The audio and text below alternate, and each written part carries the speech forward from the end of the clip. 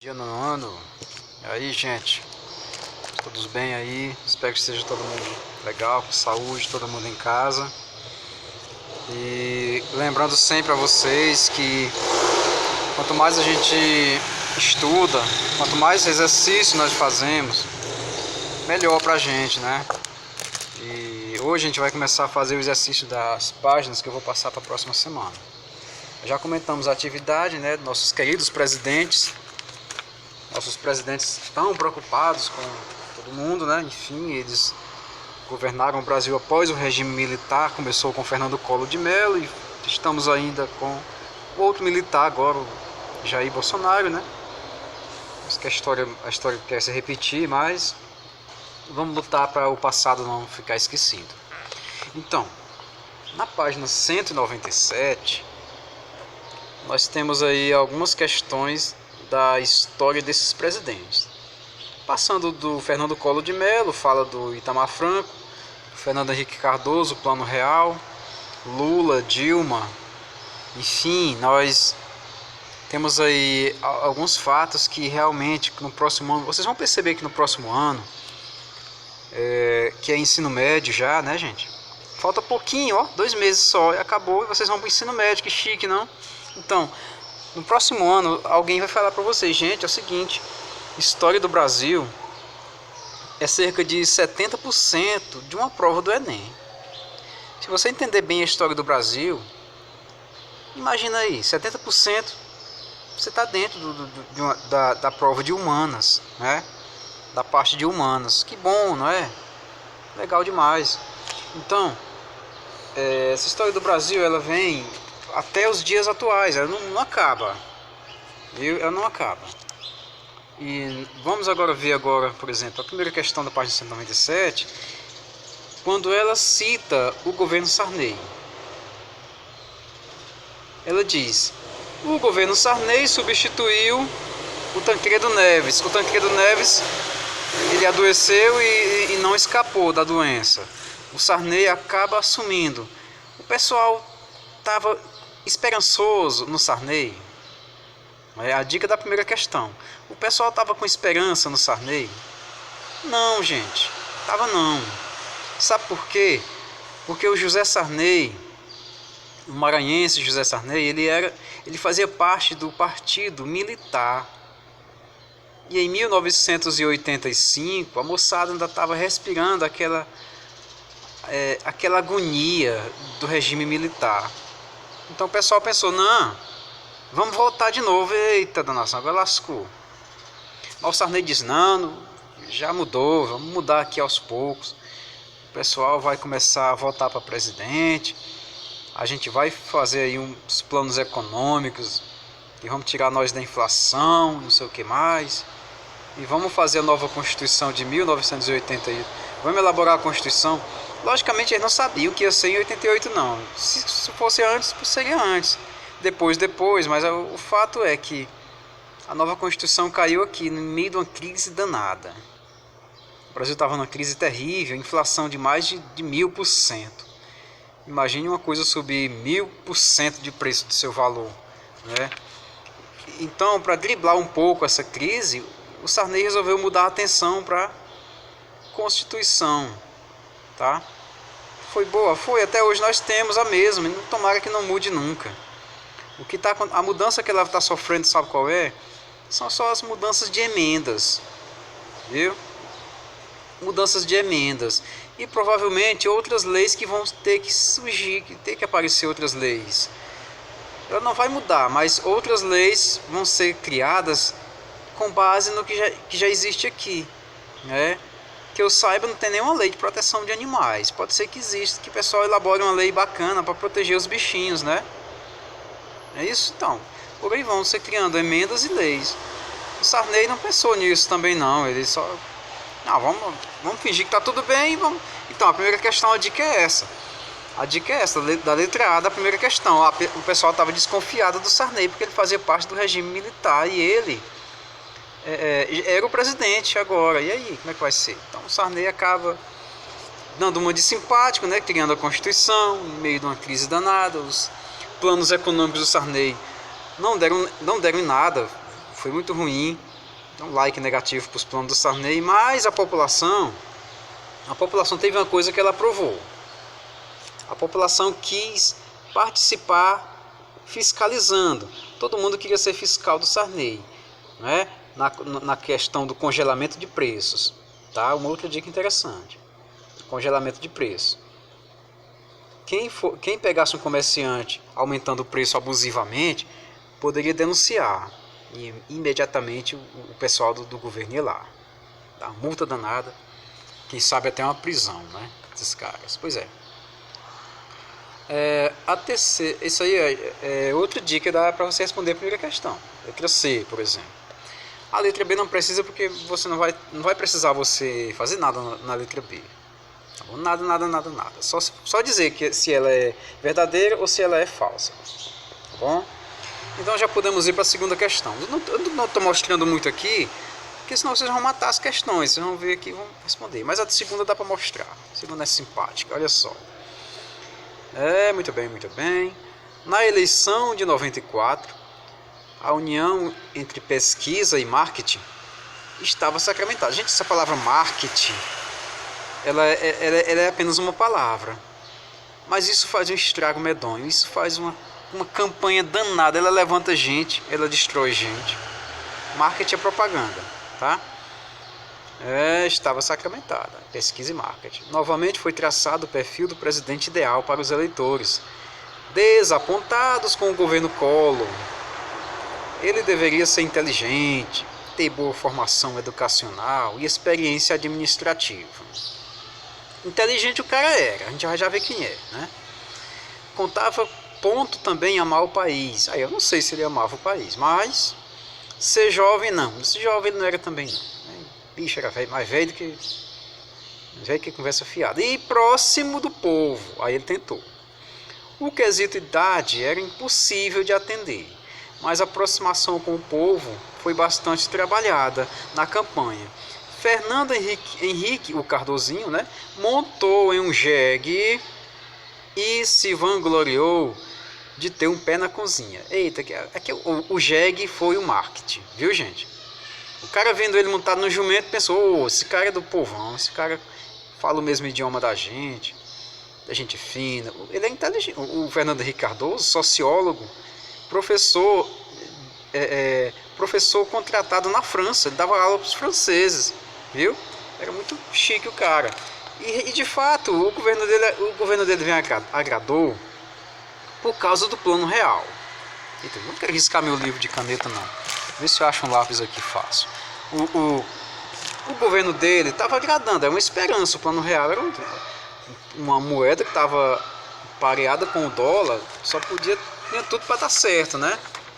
Tinha tudo para o negócio ir para frente. E a pergunta aqui da letra A é o seguinte: segundo o texto, os eleitores que elegeram o FHC, que é o Fernando Henrique Cardoso, estavam desapontados com o governo de Collor, né? Por qual motivo que eles estavam desapontados com o Collor? Collor era novinho e tal. O Collor, ele teve uns planos econômicos desastrosos e o consumo do brasileiro caiu. O consumo caiu, né? Eita, o consumo caiu. Ninguém comprava mais nada, né? A produção nacional caiu. Ninguém produzia muita coisa mais também não. O desemprego aumentou,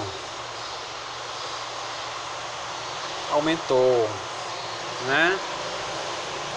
Teve o escândalo da corrupção. O que se poderia esperar de um governo desse? Teve o escândalo da corrupção, né? E o seu afastamento, a gente chama de impeachment, tá bom, gente? Teve o impeachment. A moçada votou e o Collor foi obrigado a sair e passou 8 anos sem poder se candidatar nem a presidente de clubinho da rua, da esquina. Então, na letra B diz: o autor do texto traça alguma característica que a população esperava do presidente que sucederam a Itamar Franco. O que é que o autor do texto pensava sobre o FHC? É só isso que está perguntando. É que ele coloca em outras palavrinhas mais difíceis. Então, assim, como existem palavrinhas difíceis para a gente entender as coisas mesmo, qual é a saída? Uma só: leitura. Quanto mais você lê, mais palavrinhas difíceis você entende, tá? É lógico. Quanto mais a pessoa lê, mais palavrinhas difíceis ela entende. Ou seja, o vocabulário dela cresce, aumenta, enfim.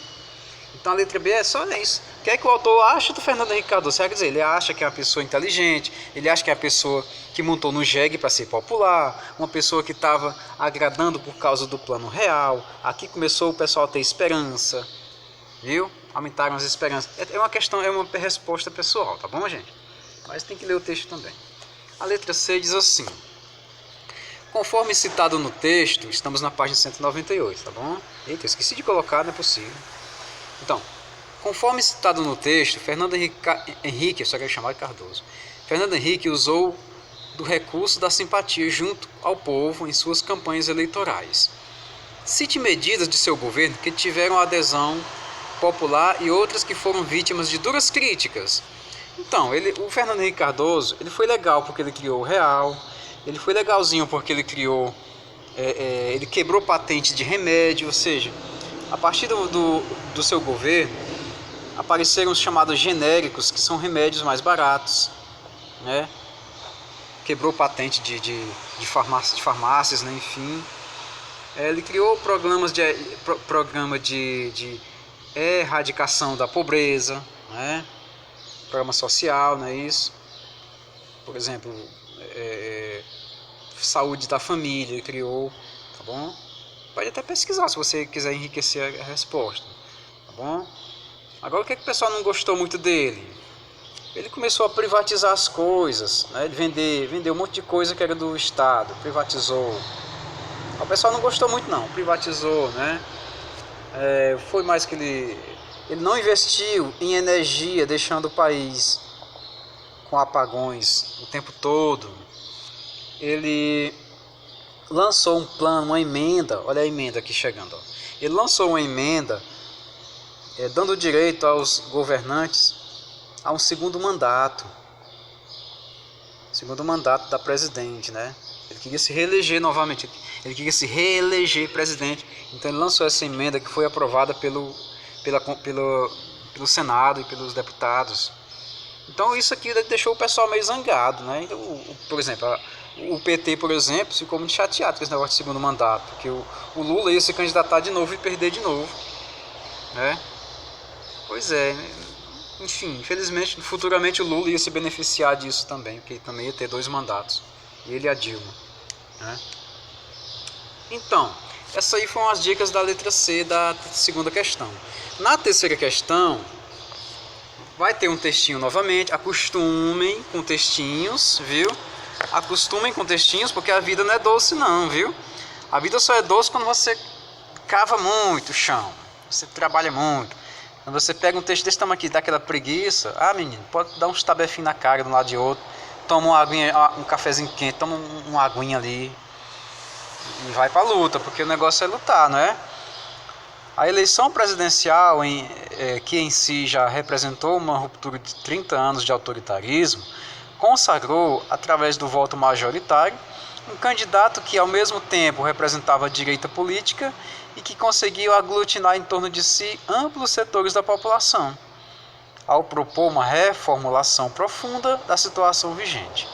Foi nesse quadro que lançou seu plano de estabilização e reforma econômica, magnificado por uma crescente vontade rupturista, que passou a ocupar o epicentro da vida política e econômica, deixando perplexos e paralisados setores de diversas matizes político-ideológicas da sociedade brasileira. Eita, o textinho vai enrolado danado, mas estamos falando de um governo que voltou, que chegou logo após 30 anos de autoritarismo.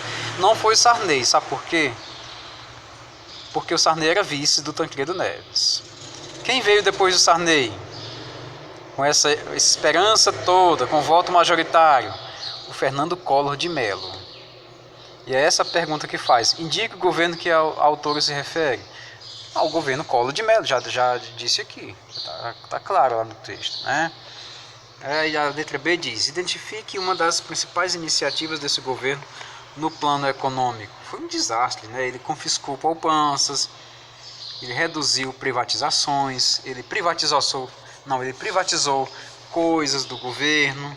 Foi o primeiro presidente neoliberal que nós tivemos, que é o assunto do nosso próximo capítulo, neoliberalismo. Esse Collor foi demais, né? Ele foi uma insatisfação total. A letra C diz: aponte um importante acontecimento político ocorrido nesse período. Impeachment, né? Eu estou dando essas pequenas pinceladazinhas aqui, até para você facilitar mais aqui a compreensão. Mas não pensem que vai ser sempre assim, porque os textos vão aparecer. Vocês vão fazer provas futuramente que o texto vai começar aqui e terminar lá no final. Se você não tem costume de ler, aí o negócio vai ficar ruim. Você vai querer pescar e não tem como não. Então, gente, acostumem logo, gente, com essas coisas.